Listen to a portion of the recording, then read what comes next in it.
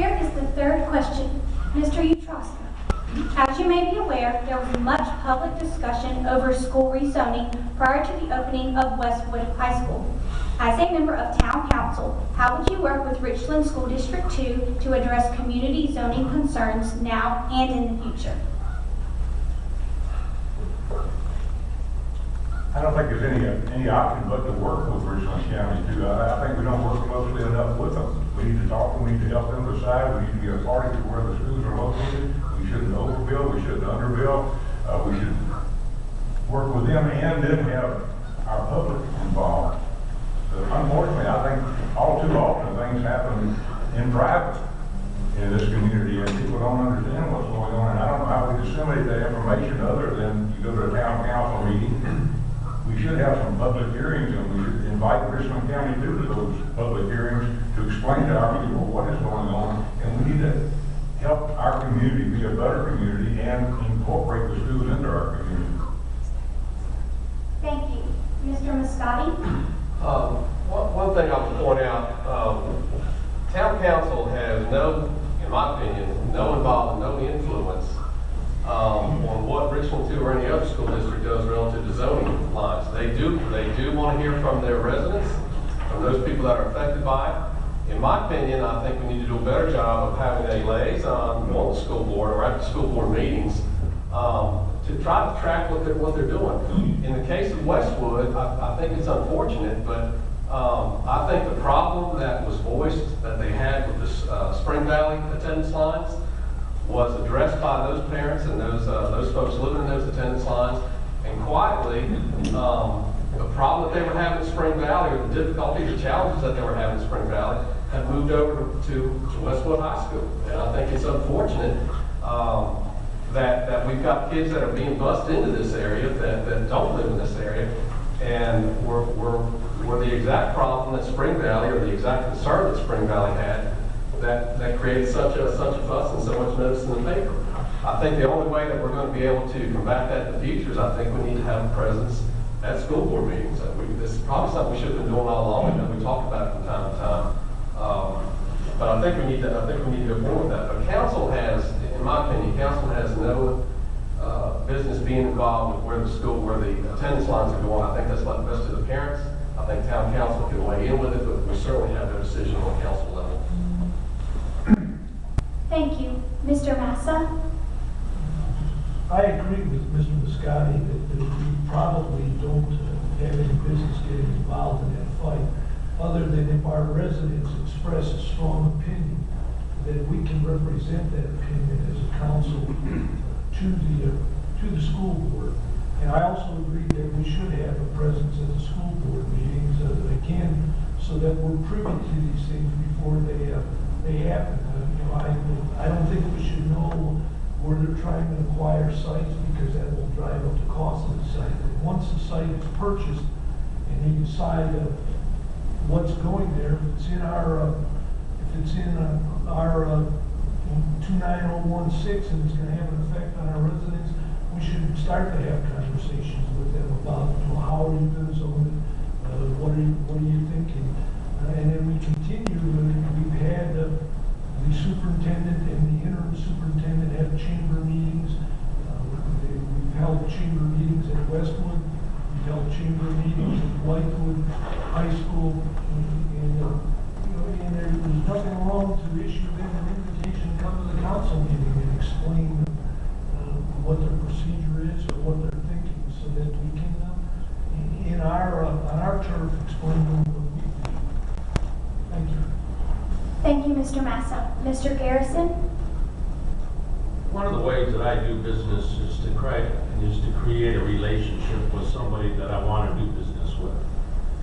And I have been talking, and I continue to talk to Dr. Ham, Dr. Fred McDaniels. I've met privately and publicly with principal at Blythewood High School, Fred Schmidt at Westwood. We do have some problems, and I talked with Dr. Ham about how do we address those. And it's not in public forums where it's we versus they. It's through being able to sit down and say, you know, share with me, what's the philosophy that you use to create these new district lines? And in the future, how do we modify those lines so we can have a better balance in our schools? I've done things, been interviewed over at Westwood High School. That's a marvelous facility. I've taken people through there from Germany, and they marvel at the opportunity that we have in Blythe. One of the things that we're very lucky is that we have great educational resources in this community. I think what has to happen is the town has a relationship with the middle schools. The relationship that we have with the high school, that young man and young lady sitting over there and this teacher are here tonight because of that relationship. That's a bunch of bunk that we don't talk to these people. People want to take and rattle the cage of everybody and get everybody excited. But the bottom line is, you know, you got to get out and invest your time and your talents to bring people to the community, to the schools, to get an understanding where you can work and communicate with one another. Thank you. Mr. Mangum? The idea of these lines are always a difficult situation. I have a son who lives in Northern Virginia, and he's trying to plan on which high school his 11-year-old is going to go to, and every year it's a different high school. So these are not problems unique to Blythewood, but I do believe that we can have a voice at the Richland 2 School District, as Mr. Garrison said, developing relationships. I've been working closely with Richland 2 to contract with the Bethlehem-Berry School to take the fields behind there and turn them into an athletic complex for the kids. So it can be done, but it's a long-term project. It's not something that you go in and say, okay, we want this, we want that. Learning, as he said, about how they draw these guidelines and giving input is important. And I think the town has an obligation to be the voice of the voters. We have a better line of communication and better power, oomph, if we go as a town as opposed to individuals that call up their local rep or call it school. Thank you. Ms. Middleton? We have a vested interest, as has been said before, that we make sure that we're involved with the school district.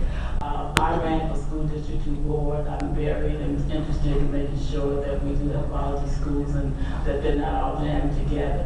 So I agree with everyone else. I think that we definitely need to make sure that our voice is heard, that we do have participation in what they do. We can go to those school board meetings and we can represent Blythewood and get involved a lot more active than we have been in the past. Thank you. The candidates will now have 1 minute for rebuttals and additional comments. Mr. Utroska?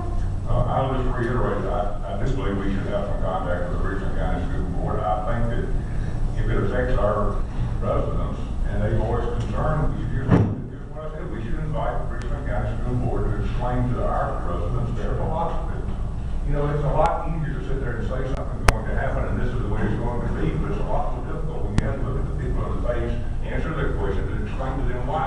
Also, if they happen to be decent leaders, they also understand listening and taking input back, and that's what we need to do. Thank you. Thank you. Mr. Muscati? I'd like to add that I think today Richland 2 has been an excellent business partner. We're surrounded by schools. We enjoy having these kids here. That's one of the reasons this park was built. There's going to be something for all the kids in the park. But I think probably where we can best help the parents in town limits relative to attendance lines is at least help keep them informed of what is going on at the school district level. But I still think it comes down to, when it comes to attendance lines, I still think we need to disseminate the information and help the parents get out and find out what's going on at their school board, at the local school board. They're the people that nominate and vote these school board members in. And those members react more, I think, in my opinion, more so to the heat that they're going to get from the citizens, more so than what they're going to hear from a town council that have no kids in their school.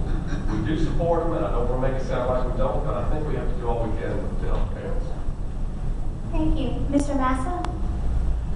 The part of the problem, I think, in the Westwood situation was the excellent reputation of Blythewood High School.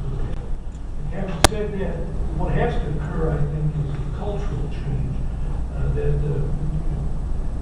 these discussions cannot be held in private, they need to be held in public. The school has given iPads to all these students, and nowadays rumors start and they get tweeted and emailed and they move quickly through a community. You can resolve them rather quickly if you have public discussions about what you want to do, why you're doing it. And I agree, you got to build relationships and do it privately, but then you have to publicly disclose those discussions. Thank you. Mr. Garrison? I'm a big advocate of lifelong learning. And learning starts with 2- and 3-year-olds. It starts with reading to kids. It starts with parents being involved in parenting and not being a friend to their child.